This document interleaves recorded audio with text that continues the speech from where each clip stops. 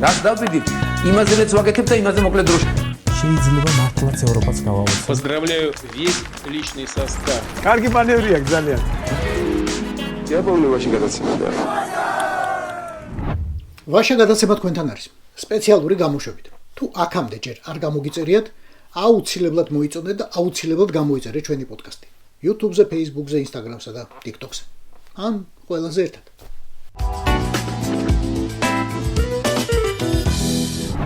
აკი გითხარით, გვითხრეს, ჩვენი ბედი აშხაბადში წყდება. მაგრამ ატეხეთ თქვენ ამბავი და ახლა კოცები ფიქრობენ როგორ დაგარწმუნონ რომ ევროპასაც სიტყვა ეთქმის. ბევრი ფიქრი არაა საჭირო, ევროპაც ჩვენსკენაა. ამიტომ ახლა ვიზიტები იქითაცაა მოსაწყობი, მაგრამ თუ არავინ გვიღებს, არა, როგორ არავინ. სად გვიღებენ და გვმასპინძლობენ? უნგრეთში, კიდევ უნგრეთში და კიდევ უნგრეთში მეთქი კაცო. კოპახიძე აშგაბადსა და აშგაბადში ვიზიტებს შორის ბუდაპეშტში იყო 2024 წლის ნოემბერში, შემდეგ მაისში და ივნისში. რა გამოდის? ივნისში შემდეგ არ ყოფილა. წარმოგიდგენიათ? ბოჭორიშვილი, პაპუაშვილი და ვიღაცა იქ ნარჩევი გენის მატარებელი სხვა პროჭორულელებიც დადიოდნენ ამ ბუდაპეშტში, მაგრამ გულს მაინც კობახიძე დააკლდა, თვალსაც დააკლდა. გადაავლეთ თვალი სოციოლოგიას. ორბანის პარტია ფიდეში 2026 წელს რეიტინგის მეორე ადგილით ხვდება. არადა 12 აპრილს საპარლამენტო არჩევნებია, რომელსაც შემდეგ ახალი მთავრობა და ახალი პრემიერი შეიძლება მოყვეს. დღევანდელი მდგომარეობით ორბანის პარტიას 37% აქვს, მთავარ ოპოზიციურ ძალას კი ტიშჩას, ანუ პატივისცემისა და თავისუფლების პარტიას 47. განსხვავება არის 10%. როცა 2025 წლის დასაწყისში ერთნაირად მიდიოდნენ. სხვები ძალიან ქვემოთ არიან 6, 5, 3%. მათ შორის არის ჩემი საყვარელი ორკუდიანი ძაღლის პარტია. არის ეგეთი პარტია, მაგრამ მაგაზე და მისნაირებზე სხვა დროს. ახლა კი მთავარზე. როდის ჩავა კობახიძე უნგრეთში? მისი იყოფნა ორბანსაც ჰაერივით სჭირდება, წყალივით და პურივით. განა ბევრი ხავთ ასეთი ერთგული მეგობარი ერთმანეთის გარდა. ორბანია პროჭორელელის მთავარი ფარი ევროკავშირის ერთიანი სანქციებისგან დასაცავად. ქვეყნის ერთადერთი ლიდერია, რომელსაც ტკბილი სიტყვა დასწდება ქართულ რუსებზე, ატლანტიკიდან ფსკოვამდე და დონბასამდე. ამათიანი უნგრეთში ბოლოს კალაძე იყო. რატომღაც საგარეო საქმეთა მინისტრიც კი შეხვდა და ლამის დაიტოვა. ბუდაპეშტში ერთი უხეირო მერი ყავს და იქნებ შენასწავლო როგორ უნდა დედაქალაქის მართვა. ახლა კალაძემ რა უნდა ასწავლოს რომელიმე მერს? მაქსიმუმ რამე სქემა როგორ იყიდოს მეტროს ვაგონები რუსეთში, ან ვარჯიში ჩაუტაროს კენწულაში, ან მასტერკლასები სელფის ჯოხის პირდაპირი დანიშნულებით გამოყენებაში და პირდაპირი დანიშნულების გარეშე. მოკლედ, პოლიტიკური ლექციების კურსი ამჯერად არ შედგა. ახლა კი ბუდაპეშტის ეს მერი გამოვიდა ქუჩაში, ხელისუფლების წინააღმდეგ და ითხოვს ორბანისა და მისი შაიკის გადადგომას, ციხის კადრების გასაჯაროების შემდეგ. წამყვანი ფიგურა, წამყვანი კაცი ახლა მისი პარტიის ლიდერი მაგიარია, ვინც ორბანის მთავარ ოპონენტად ითვლება. პროტესტის ამბავს დარწმუნებული ვარ გაიგებდით. ძალიან მოკლედ. უნგრეთში თავის ციხის კადრებია, ოღონდ ნამდვილი. არაფერი არაა დადგმული. კადრები გადაღებულია წლების წინ ბუდაპეშტის სპეციალურ ინტერნატში, სადაც საჯელს იხდიან არასრულწლოვანი პატიმრები. ამ კადრებში ჩანს სცემა, მაგრამ გამოძიება ბავშვებზე სექსუალური ძალადობის მუხლითაც მიდის. დაპატიმრებულია ამ კონკრეტული ინტერნატის დირექტორი და რამდენიმე თანამშრომელი, მაგრამ პროტესტის შესუსტებას ეგ უბრალოდ არ ყოფნის. რამდენიმე კვირის წინ ვაშა გადაცემაში მოგიყევით უნგრეთის ვიცე-პრემიერ ჟოლტ სემიენზე, ვისაც ბუდაპეშტის ბავშვთა უფლებების დაცვის სამსახურის უფროსმა პირდაპირ დასდო ბრალი ბიჭების გარყვნაში. 10-12 წლის ბავშვებზეა საუბარი. წარმოადგინა აუდიო ჩანაწერებით. მაგრამ გამოძიება მათში ვიცე-პრემიერის ხმა თითქოს ვერ ამოიცნო. ეგ 10 წლის წინ მოხდა. შაშანკი ინტერნატის დირექტორი მაინც დაიჭირეს. საქმე გასაიდუმლოებულია და დეტალებს პოლიცია არ ამხელს. გასაგებია სრულად. პედოფილიის ამბავი სათავემდე თუ აუყვებით 2002 წლამდე დუხს, როდესაც ერთ-ერთი ბავშვთა სახლის მასწავლებელმა საკუთარ დირექტორის წინააღმდეგ მისცა ჩვენება. ღამით პატარა გოგონები მიყავს და მეორე დღეს აბრუნებს, ოღონდ სხეულზე ძალადობის ნიშნებით. საქმე თითქოს მინელდა მაშინ, მაგრამ საბოლოოდ მაინც გასკდა. სახლის დირექტორი ამ წლის მაისში დააპატიმრეს, როგორც გითხარით, სექტემბერში კი გამოჩნდა ეს აუდიო ჩანაწერი. დაუსახელებელი მღვდელი ყვება, როგორ გაიგო საშინელი ამბავი წლების წინ. ერთ-ერთ რეგიონში წირვის შემდეგ ორი ახალგაზრდა მოვიდა ჩემთან და ცალკე საუბარი მთხოვა. მითხრეს, რომ ერთ ბავშვთა სახლში ღამღამობით მიდიოდა ძალიან მაღალი რანგის პოლიტიკოსი, დაბურულ შუშებიანი მანქანით, რომ არ გამოჩენილიყო. მასთან ბიჭები ბნელ ოთახში შეჰყავდა და ისინი სახეს ვერ ხედავდნენ. 10-12 წლის ბიჭებზეა საუბარი.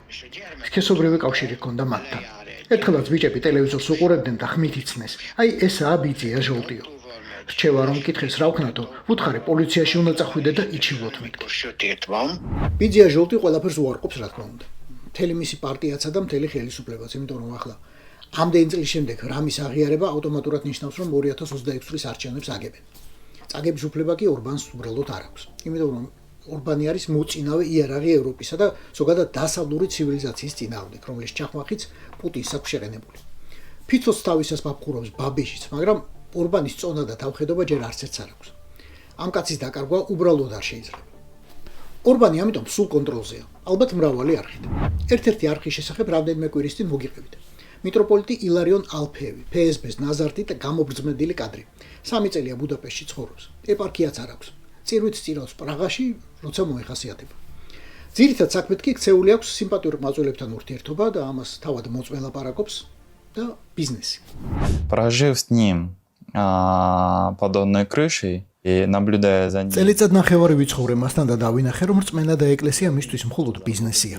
Церковь для него это просто как бизнес считается. Иварён начал ко мне домогаться сексуально. ჩემი სექსუალური შევიწროება რომ დაიწყო, პოლიციაში ვიჩივლე. ბუდაპეშტის პოლიციაში ახლაცაა აღძრული საქმე. Иварёна уголовное дело в Будапеште. ეს ტიქაროსანი, რომელიც ყოფილ მოძღვარს ამ ხელს, სრულწლოვანი მაინცაა. იმ ბიჭებისგან განსხვავებით, ვის სახელებიც ჟოლ სემიენის საქმეში წერია.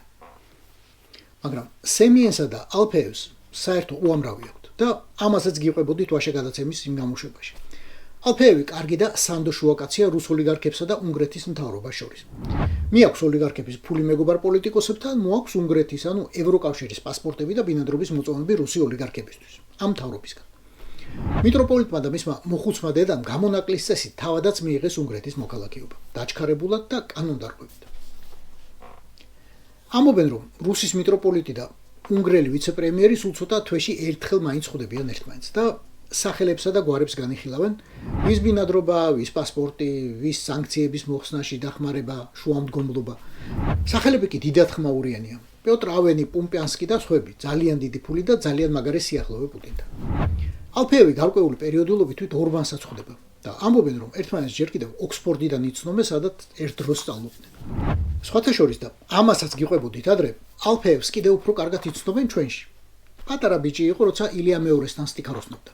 Прежде всего, я сердечно приветствую вас, ваше высокопреосвященство. გულითადად მოგესალმებით, მახსენდება წლები, როდესაც თქვენ იპოდიაკვანი იყავით ჩვენთან. მახსენდება დედა თქვენიც. Вспоминаю вашу маму. პატარა სტიქაროსანი გაიზარდა და გახდა PSB-ს რელიგიური დანაყოფის მეორე კაცი. და სწორედ მისი დამსახურებაა, რომ მოსკოვის წმინდა ტიხონის სახელობის უნივერსიტეტის ასპირანტი შიო მუჯირი ილია მეორემ ხელნაწერი ბრძანებით მოსაყდრე დანიშნა. ამბობენ, რომ მოსკოვის მითითება ამის შესახებ სრულიად მკაფიო და გასაგები იყო და ერთმნიშვნელოვანი, ერთსახელიანი. ცოტა კი გაგვიგრძელდა ახლა შესავალი პედოფილიასა და არჩევნებზე და რით დავიწყეთ? ხო, ბუდაპეშტში უყვართ ბიჭები და პროჭორვილელები და ყოველთვის მოელიან ისე დიდებულ სტომარს, როგორც კობახიძეა. ამასაც განა სხვა გზა აქვს. აშგაბადია ბუდაპეშტი და თქვენ რომელს აერჩევდით? ხო, ეგეც ალბათ ბუდაპეშტს აერჩევს და ერთ ვიზიტს კიდევ მოსწრებს. 15 მარტს უნგრეთს ეროვნული დღესასწაული აქვს და მარტივად შეიძლება ალბათ მოწვევის მიღება. უფრო შორი პერსპექტივისთვის კი გადადება არ ღირს. 12 აპრილს თუ ორბანი გადააგდეს, ეგ ბუდაპეშტს ისევე დაეხურება ბორიას ხელისბირს, როგორც ლონდონი, ვარშავა, ბერლინი და ჰელსინკი. ეს იყო ვაშე გადაცემა სპეციალური გამოშვებით. გვიყურეთ, მოგვიწონეთ და გამოგვიწერეთ ყველა პლატფორმაზე: YouTube-ზე, Facebook-ზე, Instagram-სა და TikTok-ზე. რაც დავდივით, იმაზეც ვაკეთებ და იმაზე მოკლედ დროში. შეიძლება მართლაც ევროპას გავავოცოთ. Поздравляю весь личный состав. კარგი მანევრია ძალიან. Я помню очень гадаться.